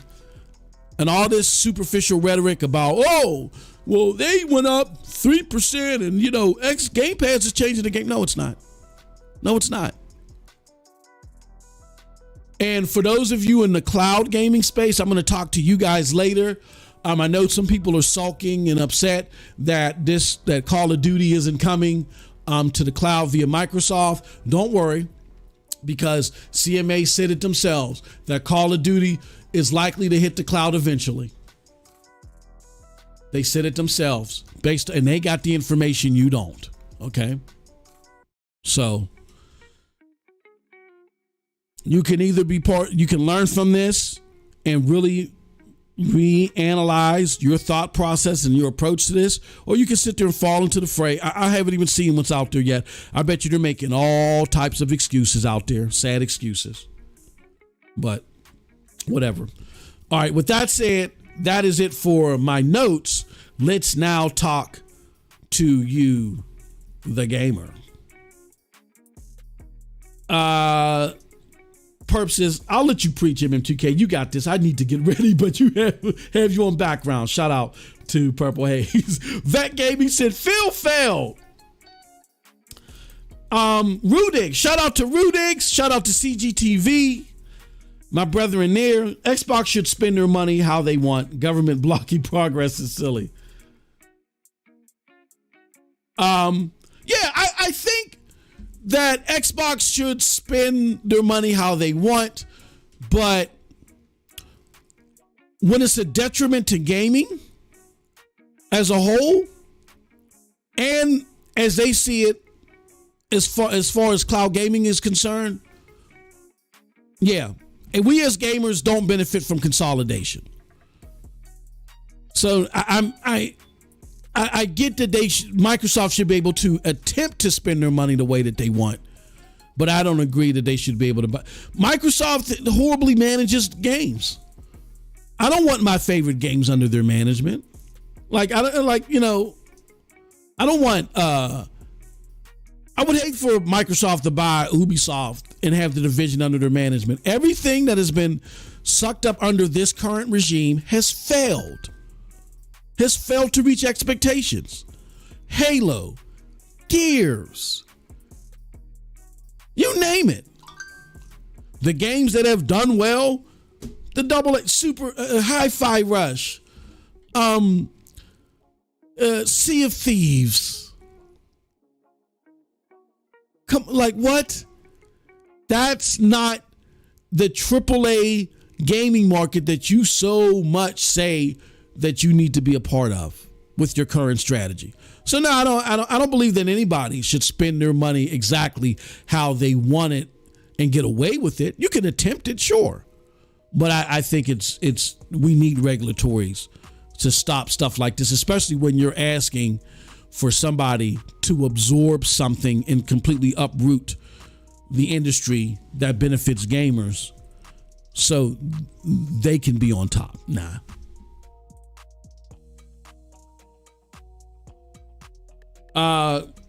Purple Ace says companies buying up entire markets is even scarier. Absolutely, yeah, 1,000%, 1,000%. Lo-fi in the house. Sean L says that's how you stop monopolies. Damn straight, Purple Haze. Exactly. Can we all agree this is great for gaming? It is. It is. It's great for gaming. My cloud gaming brethren are upset because they want Call of Duty on there, but CMA already said that Call of Duty. Let me see if I can find it. They already said Call of Duty, based upon their findings, Call of Duty was already coming. It says Activision would start providing games via cloud platforms in the foreseeable future. So Activision was based upon documentation and information we don't have. Activision was starting to embrace the cloud anyway. Maybe they were going to talk to Nividia Geforce now, Rudigs, without Microsoft's intervention. And as scummy as Activision Blizzard is, they are better managers of the IP than Microsoft, period. Look at Redfall. Look at Starfield. Need I say more? Any chance Stadia bans with PlayStation. Stadia's gone. Stadia's done. Bulls for life. It's done. Because all that's been done. Jack Buser said that. Now Google is now doing Google Cloud for game streaming, I think it's called, where they're providing the back-end infrastructure to other people with game streaming technologies. Will they be a provider for PlayStation? Will they team up for somebody that's going to do the game streaming and they be a provider? Who knows? But yeah, as far as now, I don't know if that's necessarily going to wield the results of what Stadia's done, because they're not providing a game streaming part. They're just providing the back end. But that's fine. We'll see. We'll see how it goes. Rudick says Microsoft not buying Activision is bad for competition. I would have loved to see Sony sweat and work hard to compete with an Xbox. No. Okay, so all right. So Rudick, our children are all right, so me and you live in the same neighborhood, right? And we got this basketball team that we're proud of. And that we, and they go to the state championships. And when they go to the state championships, they bring back a lot of, money and stuff for a municipality, as I said, what the sports does and all that other stuff, and it's real beneficial to us. And so your child and my child are vying for the final spot on this basketball team. No. Let's not use our children. Let me not do that. Me and you. This is a local basketball team, but, a lot of benefits come from them playing. And me and you are vying for the final spot on that team. You're a way better basketball player than I am. But, let's just say I own a meat, a butcher business, and the coaches that decide who gets that final spot, they love the barbecue. So based upon my access to the finest cold cuts, but regardless of your performance, I then take that. I am then given more points than you, and I take that final spot. You're telling me that's fair competition? That's not competition. Sony's not sweating because Microsoft is then allowed to uproot what naturally makes gaming works. We all lose out because the thing that happens is instead of great quality games defining your success, it's how much resources behind the scenes you can utilize to buy your way to the top. And that's what Microsoft is doing. They have done nothing to deserve the right to be up there in gaming. They're not going to do, they haven't proven that with the content that they have, even they have not made come to fruition the 8 billion. All I got to say is this, Rudick. They have not made come to fruition the $8 billion purchase they just made with Bethesda. We know Bethesda had stuff in the pipeline. They're already screwing that up. Why would you want to give them another? Why would you want to give them another 70? You know what I'm saying? I understand. Oh, child, you crashed my Omni, my Dodge Omni. Here goes the Lambo. No. I think the scope that this is looking at is all wrong. We're not talking about a competent company that is going, because we as gamers, most importantly, are concerned about the output. I don't have any stock invested in PlayStation. I don't have any stock invested in Xbox. If you have stock invested in Xbox, then I can relate to you saying what you're saying. I don't. So my concern is the games. And if this isn't going to enhance the games, then I don't want it to happen. And like the CMA already said here, They already got documentation and evidence to show that Activision would start providing games via cloud platforms in the foreseeable future. I'm going to show you guys something. Now, my brother Mike Ybarra, me and him used to go back and forth when he was with Xbox.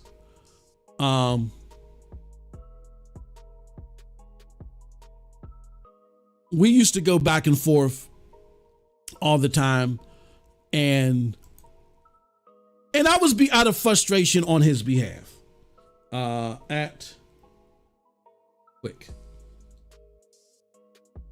it got to a point to where our good friend David Jaffe got involved. He called me a jackass. Hey, you leave my buddy Quick alone, and me and Jaffe had to go back and forth. You know what I'm saying?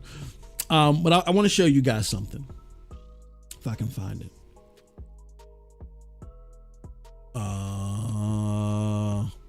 Let me see. I don't know something. Hold on. Is this it? Did I find it that quick? Nah.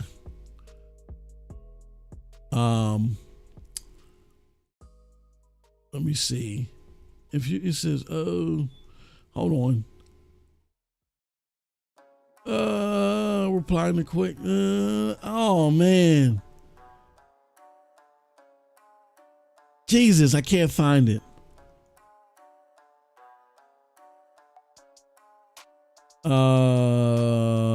Here, let me do this.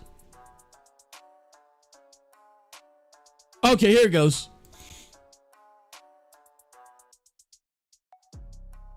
Oh, he deleted it. Mike, why? Why, Mike? Oh, he deleted it. Damn. Me and Mike Ybarra had gotten to, Albert Pinella had put something out there that he was playing Stadia. And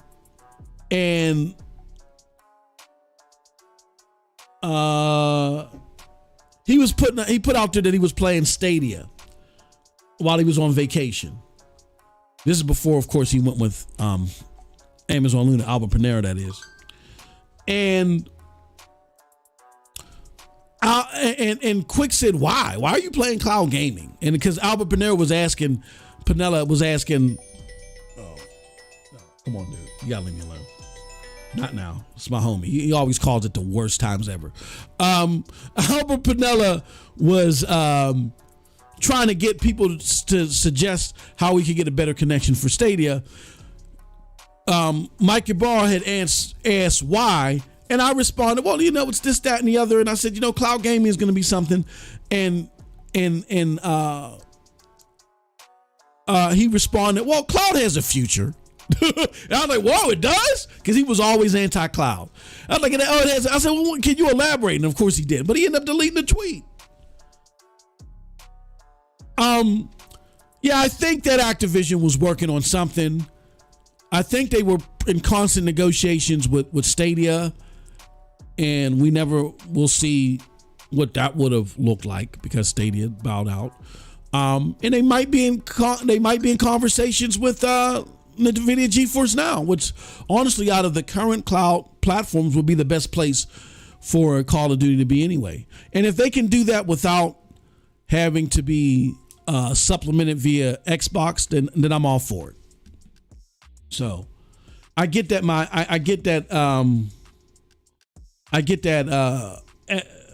that my cloud gaming people are upset that this ain't coming through Game Pass, but it's just better for gaming altogether.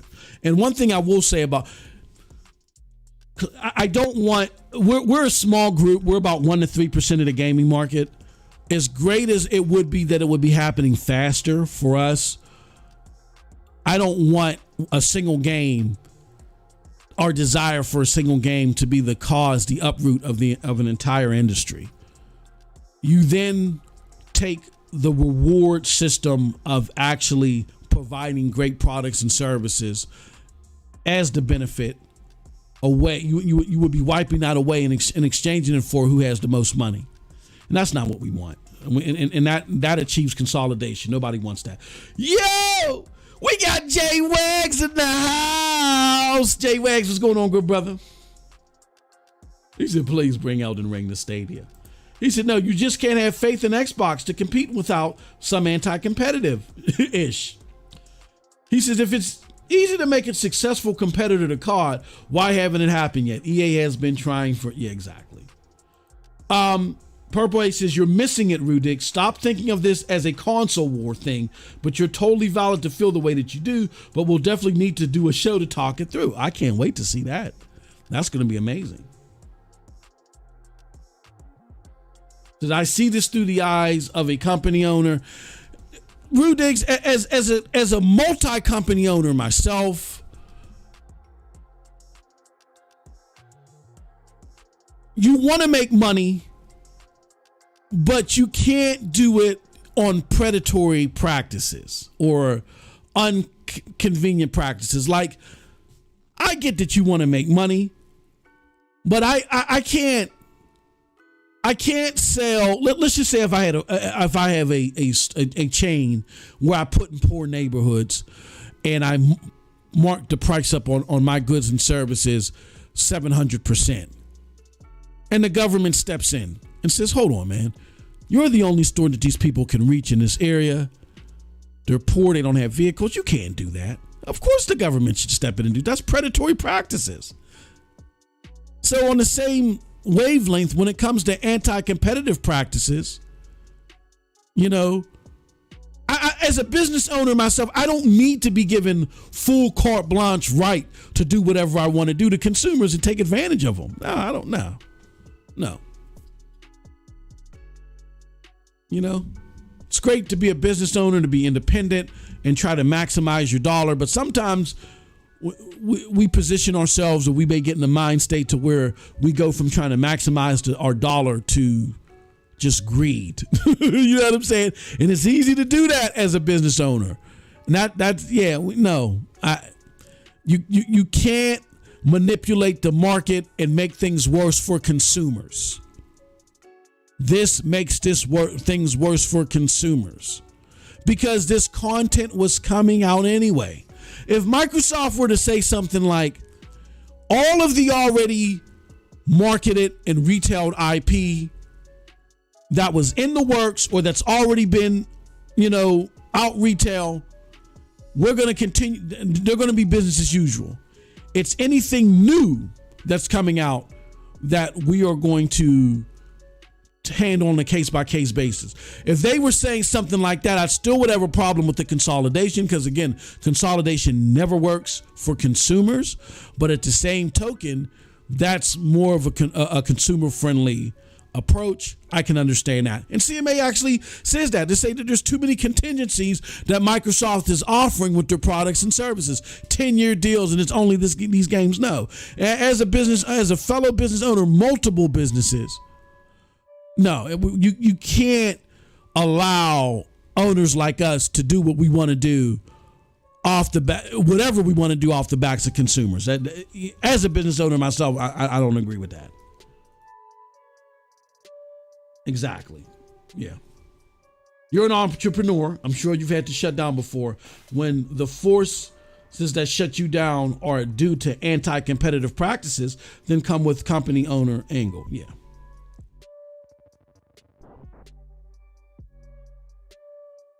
Okay, I read that part. Proof. Okay, and that's all the proof that I put out there. So, yeah, that's where we're at with this deal. Hopefully, again, it causes a lot of reflection, a lot of people to think about the things that have been going on that they've allowed and they said was okay, and the cushion that they've given Microsoft and Xbox in simply failing. I mean, I get Rudick's points, but I don't think we reward consumers, or we will reward companies who have failed. If you failed, you shouldn't be rewarded. Now, if you were succeeding and there were these unsurmountable things that were stymieing your growth, then that's different. That's not what's happening here.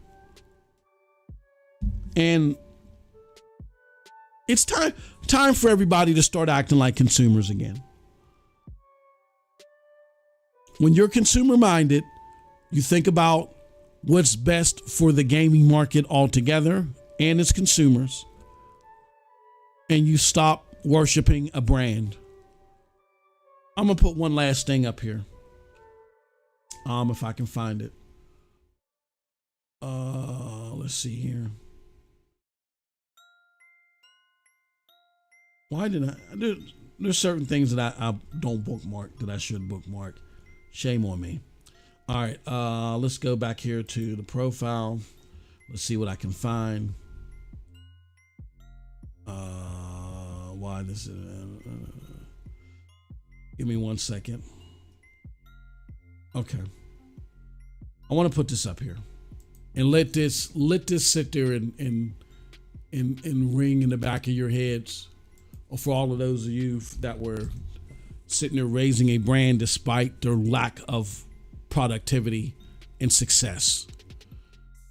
So again, I'm not putting this out here for y'all to go attack this person. Let them be. But this person put this out here as a byproduct to a bunch of other series of content on their timeline where they try to excuse brand loyalty over consumerism. So they say, question is, what's the difference? We can't root for consoles like we root for our sports heroes or teams. Or are you not a child when you start rooting for your heroes in sports and continue until your adulthood? People leave this earth not rooting for a certain team, Xbox. So again, on the surface, on its own, that may sound innocent on why you may root for a certain brand. But again, like I said, that's a byproduct. If you look at their timeline, it's a byproduct of them trying to excuse brand loyalty over consumerism. And I simply say to that, this mentality is the antithesis of a consumerism. Being a gaming consumer is not a sport. Sports equals unwavering brand loyalty. Consumer equals consistent expectations on the products and services you paid for. In reference to Xbox's lack of meeting expectations with its consumers, consumers feel jaded. Brand loyalty is not a feasible counter to their concerns. I hope today, with everything that we showed that we are connected. We know what we're talking about. Our support or lack thereof, Xbox, and support of Stadia and other, is our support towards the growth of technology. Because Stadia, even though it failed to reach the expectations of Google, it succeeded in allowing technology to blossom in that region. It's done a lot to enhance cloud gaming. Like Dreamcast did a lot to enhance, how we approached online gaming and stuff like that. And that didn't stay around forever, right? Our support of technological platforms and the growth that they add to cloud gaming does not supplement or does not supersede. If those things that we support fail, does not supersede our connection to business and our connection to the facts. We're going to root for things as gamers, as you should. As gamers and being gamers, you're also a quote unquote byproduct of a technological consumerism. You're going to root for things that may not continue to see the light of day. That's okay. You want technology to grow, and wherever you see it growing in innovation and possibilities, support it as long as it's not overall a detriment to the entire sector. I can't say that under Phil Spencer's regime, we have seen anything that Xbox has implemented that is really impacting the sector in a positive way. No. They're not even producing to the expectations they've set out for themselves. They should not be rewarded. You should no longer make excuses for them. Demand better. Now that this ABK stuff is behind us for the near future, if you have any sense, start demanding that they do better with what they have. And that's it. Thank you, everybody, for checking us out. We really appreciate you for coming through. We check out our schedule. We do gaming stuff. So make sure that you're following here. Make sure you're following us wherever we're at. Go again to pntsnetwork.com. Here, let me show you one last time. Go to pntsnetwork.com and you can go to the MM2K Gaming Slab. Check out all of our content creators as well, but you can come here if you enjoyed this content and follow me wherever I'm at. You can also go to one of our hubs, which is Cloud Dosage, and check out if you want to learn more about cloud gaming and why this was a major concern to CMA and the people over in UK. Then come to Cloud Dosage, check out our fantastic articles there. And everybody there doesn't agree with me. They don't agree with me. But go check it out, okay? Definitely. With that said, I appreciate all of y'all. Thank y'all so much. And until next time, have a wonderful, wonderful gaming day. Peace.